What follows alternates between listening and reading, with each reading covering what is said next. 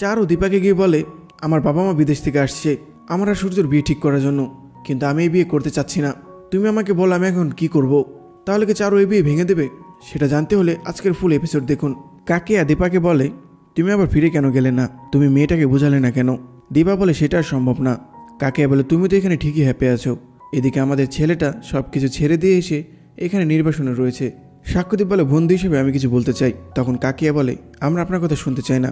হ্যাঁ, আমরা আপনার জায়গায় বসে রয়েছি ঠিক আছে, কিন্তু আমরা যদি একটু আমাদের পার্সোনাল কথা বলি তাতে কি আপনার খুব সমস্যা হবে? দীপা বলে, স্যার আমি আপনার সাথে পরে কথা বলছি। তখন জয় বলে, আচ্ছা আমি তাহলে গাড়ি দেখছি। জয় রেস্টুরেন্ট থেকে বেরোতে যাবে, তখনই জয়ের ফোনে কল আসে। গুন্ডাটি জয়কে বলে, 5 দিন তো পেরিয়ে গেল, কিন্তু টাকার তো কোনো খোঁজ নেই। নিজের বউ বাচ্চাকে বাঁচাতে চাস তো? নিজের বউ বাচ্চাকে বাঁচাতে চাইলে তাড়াতাড়ি আমাদের টাকাগুলো দিয়ে দে। কাকাই দীপাকে বলে, দীপা তাহলে আজকের মতো আমরা উঠি, আবার কোনো একদিন এসে খাবো। তখন এখানে চারু চলে আসে। চারু হাঁপাতে হাঁপাতে এসে বলে, এজি কোথায় তুমি? আমার মনে হয় আমি ভুল সময় চলে এসেছি। দীপা বলে, না না চারু, তুমি ঠিকই সময় এসেছো, চলো তোমাকে সবার সাথে পরিচয় করিয়ে দিই। এরপর দীপা সবার সাথে চারুর পরিচয় করিয়ে দেয়। কাকাই চারুকে বলে, তুমি সূর্যকে চেনো? তখন সাক্ষ্যদীপ বলে, অবভিয়াসলি চিনে, ওনার নাম চারু, আর প্রবাবলি ওনার সাথে বিয়ে ঠিক হয়েছে ডক্টর সূর্য সেনগুপ্তর।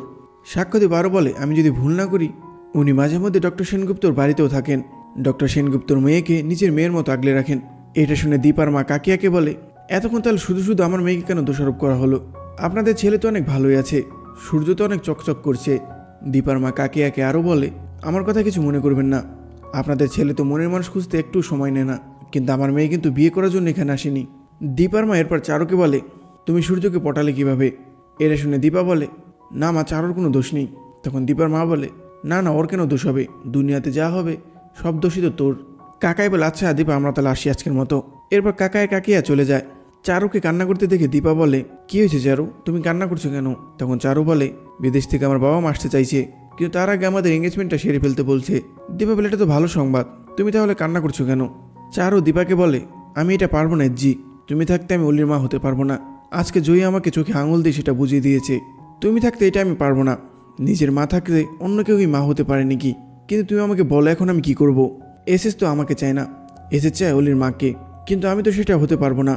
দীপা চারুকে বলে, তুমি পারবে চারু, মা হওয়ার জন্য জন্ম দিতে হয় না। ওই জোনাকে দেখো, উনি কিন্তু আমাকে জন্ম দেয়নি, ঠিকই আমার টানে এখানে চলে এসেছে। তুমি পারবে চারু, তুমি ভালো মা হবে। এটা শোনার পর চারু এখান থেকে চলে যায়। ওইদিকে দীপার মুখে এই কথা শুনে দীপার মাও কান্না করতে থাকে। সূর্য অলিকে বলছে, কিছু খাবি নাকি তুই? সে কখন থেকে মুখ গোমরা করে রয়েছিস। অলি শুধু জয়ের বলা কথাগুলো ভাবছে। তুই কি চারুকে মিস করছিস? চারু তো ইভেন ঠিক আছে, ও চলে আসবে। তুই যদি এভাবে মুখ গোমরা করে বসে থাকিস আমার কি ভালো লাগে নাকি? তখনই চারু ওখানে চলে আসে। সূর্য চারুকে দেখে বলে, ওই তো চারু এসে পড়েছে। সূর্য চারুকে বলে, তোমাকে দেখে কেমন যেন একটু স্ট্রেস লাগছে, সব কিছু ঠিক আছে তো? চারু বলে, হ্যাঁ সব কিছু ঠিক আছে, আসলে আমার বাবা মা আসছে, ওরা আমাদের বিয়েটা ফাইনাল করতে চায়। এটা শুনে অলি অনেক খুশি হয়ে যায়। কিন্তু ওইদিকে সূর্যর মুখ গোমরা হয়ে যায়। অলি চারুকে বলে, এতক্ষণ আমার মনটা খারাপ ছিল, কিন্তু তুমি যে খবরটা দিলে তাতে আমার মন ভালো হয়ে গেছে। সূর্যকে গোমরা থাকতে দেখে চারু বলে, আই এম সরি এসএস, আমি জানি তোমার মনে শুধু জি রয়েছে, কি করবো বলো, আমি বাবা মাকে মানা করতে পারিনি, ওরা আসুক তারপরে আমি কোনো একটা বুঝিয়ে বলবো। সূর্য বলে, তোমার কোনো দোষ নেই, তোমার বাবা মা এখানে আসবে এটা তো স্বাভাবিক। আচ্ছা ওনারা আসুক, ওনারা আমাকে যে শাস্তি দেবে যা বলবে আমি মাথা পেতে শুনবো। দীপার মা দীপাকে বলে, এইভাবে সব কিছু বিলিয়ে দিবি তুই? দীপা বলে, তুমি মা বুঝবে না এটা। তখন দীপার মা বলে, হ্যাঁ আমার তো বয়স হয়েছে, আমি মূর্খ সূর্খ মানুষ, আমি তো বুঝবই না, কিন্তু তোকে একটা কথা বলে রাখি, যে মেয়ে তোকে দূরে সরিয়ে দিল না, একদিন দেখবি সেই মেয়ে তোকে মা বলে ডাকছে। দীপা বলে, আমি চাই আমার মেয়েটা সুখে থাকুক, ও তো আমার সাথে সুখে থাকবে না, ও চারুকে পছন্দ করে, আমি জানি ও চারুর সাথে ভালো থাকবে। চারু অনেক ভালো একটা মেয়ে, আর আমার বিশ্বাস চারু ভালো একজন মাও হয়ে উঠবে। চারু আর সূর্য কোনো একটা ফাইল নিয়ে কাজ করছিল, তখনই কলিং বেল বাজে। চারু যায় দরজা খুলতে। চারু দরজা খুলে দেখতে পায় দরজার বাইরে কাকাই আর কাকিমা দাঁড়ানো। সূর্য কাকাই আর কাকাইকে দেখে জড়িয়ে ধরে। সূর্য কাকাইকে বলে, মা বাবা আসেনি? তখন কাকাই বলে, মা বাবা আসেনি, কিন্তু ওরাও চলে আসবে খুব জলদি। সূর্য বলে, বাবা মা আসেনি, ওরা কি এখন আমাকে ক্ষমা করতে পারেনি তাই না? তখন কাকিয়া বলে, ওরা নিজেদের ক্ষমা করতে পারেনি, ওরা শুধু বলে এত চেষ্টা করার পরও সংসারটাকে ধরে রাখতে পারলাম না, সেই টুকরো টুকরো হয়েই গেল। সূর্যের পর চারুকে পরিচয় করে দিতে যায়।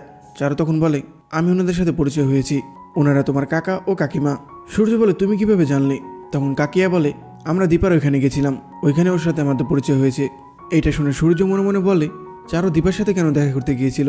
চারু মনে মনে বলে, আমি কি সূর্যকে বলে দিব আমি দীপার সাথে দেখা করতে গিয়েছিলাম, আমি বিয়েটা করবো না এটা বলার জন্য? এই সব কথা অলি পাশের রুম থেকে সব শুনছিল। কাকাই সূর্যকে বলে, সূর্য তুই নাকি আবার বিয়ে করছিস, তুই কি দীপাকে ডিভোর্স দিবি? ডিভোর্সের কথা শোনার পরে সূর্য না না বলে চিৎকার করে ওঠে। এইটা থেকে অলিও একটু অবাক হয়। সূর্য কাকাইকে বলে, কাকাই তুমি আর এসব কথা বলবে না। কাকাই বলে, আমি কি বলছি, তুই এভাবে রয়েছিস, দীপা এভাবে রয়েছে, পুরো সংসারটা তছনছ হয়ে গেছে, এখন শুনছি তুই নাকি আবার বিয়ে করবি। আমি চাইছি সব যেন আবার আগের মতো হয়ে যায়। এটা শুনে কাকিয়া বলে, প্রতীক তুমি এটা কি বলছো? দীপা নিজে এই বিয়ে টিকে রাখতে চায় না, সূর্য একা কিভাবে বিয়েটি টিকে রাখবে? কাকাই বলে, কেন সম্ভব না বলো? ওলি এসব দেখে প্যানিক করতে থাকে। কাকিয়া বলে, তুমি তো শুধু ওদের সাথে দেখা করতে এসেছিলে, এখন কেন এসব কথা বলছো? কাকাই বলে, তখন আমি ভাবিনি, এখন বলতে ইচ্ছা করছে। সূর্য বলে, তোমরা এসব কথা বাদ দাও না, তোমরা একটু বসো। কাকাই বলে, আমি তো ভেবেছিলাম তুই দীপা আর সোনা মিলে ভালোই আছিস। এটা বলার সাথে সাথে ওলি এসে বলে না। তখন সবাই অলির দিকে তাকায়। কাকাই আর কাকিয়া সোনাকে দেখে অনেক খুশি হয়ে যায়। কাকিয়া কাকাকে বলে, আমাদের ছোট সোনা কত বড় হয়ে গেছে। এটা বলে কাকিয়া অলির কাছে যায়। অলি ধাক্কা দিয়ে কাকিয়াকে সরিয়ে দেয়। অলি বলে, আমার নাম সোনা না, আমার নাম হলো অলি। অলির এরকম ব্যবহারে কাকাইয়ের কাকিমা কষ্ট পায়। কাকাই সূর্যকে বলে, সূর্য ওইসব কি বলছে? সূর্য মাথায় হাত দিয়ে বলে, তুমি এত বড় হয়েছো তাও জানো না গুরুজনদের সাথে কিভাবে কথা বলতে হয়? অলি তুমি কিন্তু এবার বাড়াবাড়ি করছো, তোমাকে না বলেছি এই বিষয়ে কথা না বলতে। কাকাই বলে, সূর্য ওকে আমরা অলি বলে কেন ডাকবো, ও তো আমাদের সোনা। এটা শুনে অলি আবার চিৎকার করে ওঠে, না না, আমার নাম সোনা না, আমি হলাম অলি। অলি চারুকে বলে, বাবা আমার সাথে কথা বলে না, জয়ও আমার সাথে কথা বলতে চায় না, তুমি কেন গিয়েছিলে ওই মহিলার সাথে দেখা করতে? সূর্য বলে, তুমি এখন চুপ করো, তোমাকে ওই নামে কেউ ডাকবে না। অলির পর কাকাইয়ের কাকিয়াকে বলে, আমরা তো তোমাদের সাথে থাকি না, তোমরা কেন এসেছো আমাদের সাথে দেখা করতে? সূর্য আবারও অলিকে ধমক দেয়, কিন্তু অলি তো কোনো থামার নামই নিচ্ছে না। কাকাই বলে, শোনো দাদু ভাই, তোমার এই দাদু ভাইকে তুমি ভালোবাসবে না? অলি আবার চিৎকার করে ওঠে, প্লিজ আমাকে ওই নামে ডাকবেন না। অলির পর টেবিলে রাখা সবকিছু ভাঙচুর করতে থাকে। সূর্য কাকাই কাকিকে বলে, তোমরা এখনকার মতো চলে যাও। ও এরকম অবস্থা অনেক প্যানিক করে। তখন কাকাই কাকিয়া বলে, ঠিক আছে সমস্যা নেই, আমরা পরে আবার আসবো। এরপর কাকাই কাকিয়া চলে যায়। অলি সূর্যকে বলে, আমার কেউ নেই। এই বলে অলি আবার কান্না করতে থাকে। সূর্য শুধু সামলানোর চেষ্টা করে অলিকে। ওইদিকে রেস্টুরেন্টে সাক্ষ্যদীপ আর বিক্রমকে দেখানো হয়। বিক্রম চিঠি দেখছিল। বিক্রম চিৎকার করে দীপাকে ডাক দেয়। দীপা এসে চিঠিগুলো দেখে। চিঠিটা এসেছে ইভেন্টের কোম্পানি থেকে। দীপা চিঠি দেখেই বলে, আমাদের ইনভাইট করেছে স্টল দেওয়ার জন্য। এটা শুনে তো সবাই খুশি হয়ে যায়। সাক্ষ্যদীপ দীপাকে বলে, আপনাকে একটা কথা বলি, আপনি এত কিছুর পর এইসব কীভাবে সামলাবেন? তখন দীপা বলে, মারা সব পারে, বাড়িঘর সামলিয়েও চাকরিও করে আবার উপার্জনও করে। একটু ভাবুন স্যার, আমরা যদি কম্পিটিশনটা জিতে যাই তাহলে এই রেস্টুরেন্টে ঋণও শোধ করতে পারবো, আবার আপনার মেয়ের চোখের অপারেশনের টাকাও জোগাড় হয়ে যাবে। সাক্ষ্যদীপ ইভেন্টের কার্ডটি হাতে নিয়ে দীপাকে বলে, এই ইভেন্টকে ম্যানেজমেন্ট করছে তার নাম দেখেছেন আপনি? দীপা বলে, না। সাক্ষ্যদীপ এরপর নামটি দেখায়, সেখানে লেখা চারু। সাক্ষ্যদীপ বলে, এরপরও কি আপনি যাবেন ওই ইভেন্টে? দীপা বলে, আমি যাবো স্যার, এছাড়া তো আমাদের কোনো উপায় নেই। আর এতে লজ্জার কিসের? চারুর কাজ করবে, আমরা আমাদের কাজ করব। আমাদের চ্যালেঞ্জ হলো কীভাবে ইভেন্টে জিতবো আমরা। আর আমি তো পোস্টার দেখে অ্যাপ্লাই করেছিলাম, আমি তো জানতাম না এখানে চারু কাজ করে। আমি চারুকে যতটুকু জানি, ও জেনে শুনে আমাদের কখনো অসম্মান করবে না। ও যদি ওইরকম মেয়ে হতো তাহলে আমি আমার স্বামী আর সন্তানকে ওর হাতে তুলে দিতাম না। দীপা এরপর সাক্ষ্যদীপকে বলে, আপনার মেয়ে চোখে দেখতে পাবে, তার জন্য আমার যা যা করা লাগে আমি সব করব।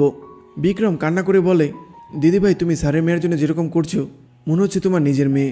দীপা বলে, সব অলিরাই ভালো থাকুক, সব জয়ীরাও ভালো থাকুক। এরপর জয়ীকে দেখানো হয়। জয়ী আবার অলির কথা ভাবছে। অলি বলেছে রূপা মরে গেছে, মাও মরে গেছে। তখনই কলিং বেল বাজে। বাসায় কেউ নেই দেখে জয়ী গিয়ে দরজা খুলে। জয়ী বলে, কে কলিং বেল বাজালো? তখন মিসকা বলে, ম্যা হো। জয়ী কণ্ঠ শুনে বলে, গলাটা চেনা চেনা লাগলো। জয়ী আবার বলে, ম্যা কন? মিসকা বলে, আপ মেরে সাথ চালিয়ে। জয়ী বলে, আমি আপনার সাথে কেন যাব? আপনি আগে আপনার পরিচয় দিন। তখন মিসকা বলে, আমাকে ডক্টর সাহেব পাঠিয়েছে। জয়ী জিজ্ঞেস করে, কোন ডক্টর? মিসকা জয়ীর হাত ধরে জোর করে নিয়ে যেতে যায়। তখন জয়ী চিৎকার করতে থাকে। মিসকা মনে মনে বলে, এ তো আমাকে চিনতে পারছে না, আমি তো ভেবেছিলাম এটা সূর্যর মেয়ে রূপা, কিন্তু ও তো আমাকে দেখে ফেললো। কিন্তু আমি যে এখানে এসেছিলাম এর কোনো প্রমাণ রাখা যাবে না। তখনই জয়ী মিসকার হাত ধরে ফেলে।